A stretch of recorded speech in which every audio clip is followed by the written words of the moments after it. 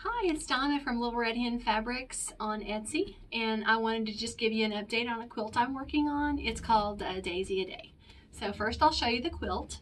Here's the pattern. It's Daisy a Day quilt pattern by Beverly McCullough from Flamingo Toes. And it's this adorable quilt with bees and daisy blocks. So you can see here, I started out before by making this daisy, and it just has one square in the middle. And now this time I'm working on the patchwork bee block. Okay, so let me just refresh. Here's the daisy blocks, some of them that I made before, and they're really cute. And I'm using just a solid for my background. It's a light beige color, kind of like muslin. So there's that. And then I'll show you my bees. Here's my bee blocks. And they are turning out really, really, really cute. They are. So there we go. And the fabric that I'm using is, I couldn't get this fabric that she originally did the quilt pattern from. It was no longer available. So I found these fabrics from Lori Holt's various collections. So I've been getting those in, you know, for a while. And these were just all the aquas and greens and yellows, you know, that come in the denim blues that I've collected. So here's, you know, what the bee blocks are turning out to look like. And then there's this one. Okay, so there's only one match that I'm really worrying about when I'm sewing these bees together. There's not a whole lot of nesting seams in this block because it's the folded corner method. So, but there is one match that I do worry about, and that's here because I made a few blocks where I just lined them up and sewed them together, and they were crooked, they were cut off, they were all kinds of things. So I realized I do need to match when I sew that part. So I'll just show you how I did it. Just something easy. You just take a pin. So there's my blocks, my two pieces I'm going to sew together, and you see they're a little off. Like this one has a wider seam allowance, and they're a little, you know, wider on that one. So what I do is take a pin and I stick it right in the point of the block. See that? And then on the one I'm sewing it to, I stick it right in the point of that one. So there we go. So that's where they need to come together. And you see, it's kind of hanging off of there a little bit. So, and then you just put your pin through the fabric and have it lay there. See that? And there you go. So let me just flip it over. You'll see how crooked these two pieces are. So you see why that would be a challenge to match without using the pin.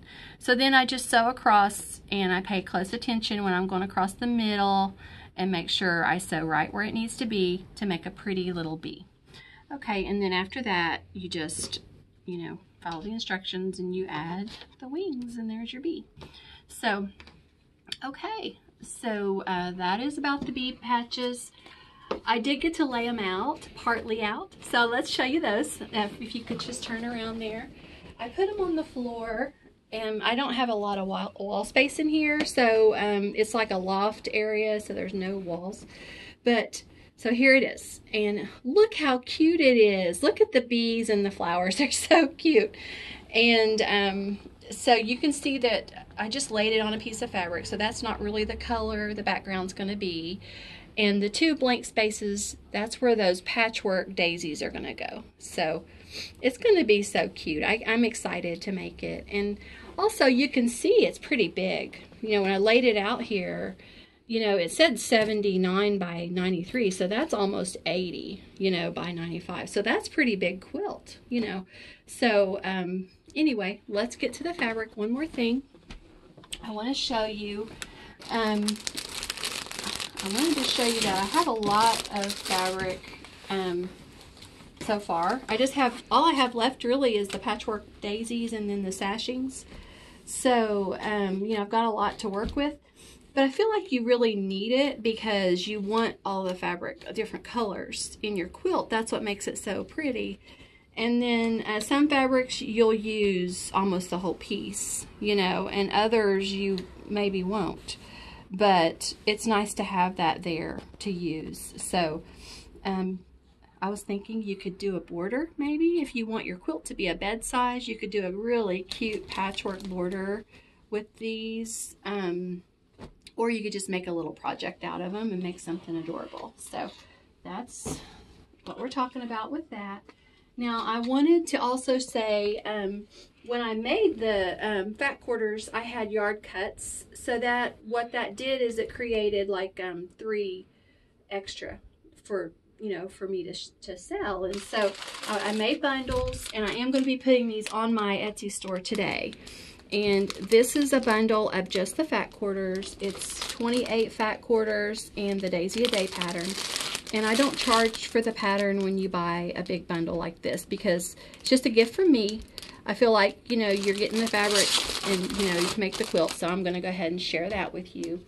And then my other kit option is actually a kit with border and binding yardage in it. So it's 2 yards. So it's the same. It has the bundle of fat quarters and then the yardage.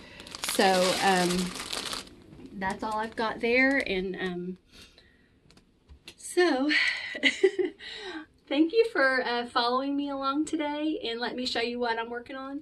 So soon I'll be showing you the patchwork daisies, and you know, we'll see what happens next when we sew this adorable quilt together. So we'll show you next time. Bye.